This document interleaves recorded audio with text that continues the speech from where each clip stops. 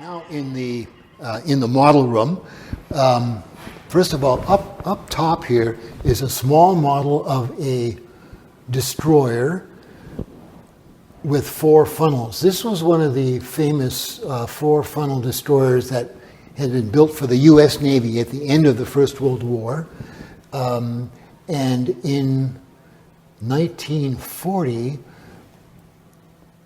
the United States transferred 50 of these destroyers to Britain after the fall of France. The fall of France was quite a cataclysmic event because it, and from the maritime point of view, it removed the French Navy from as an ally to the UK. It also gave the Germans access to the French coast, and they were very quick to start running U-boats out of France, which meant they could get out in the Atlantic much more quickly than coming out from the Baltic.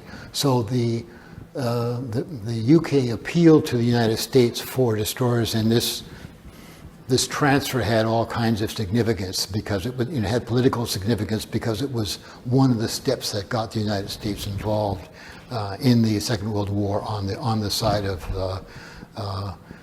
Britain and her allies. The Canadian Navy got 6 of those ships, and so they were used in the Atlantic. They in fact were not at all suitable for North Atlantic service. They were low freeboard.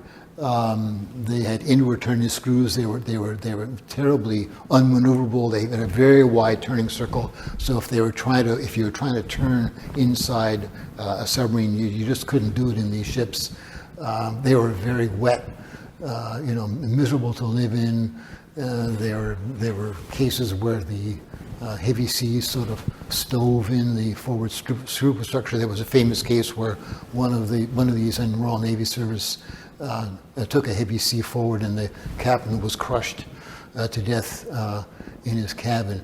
By 1944, I think it was, they were all out of service.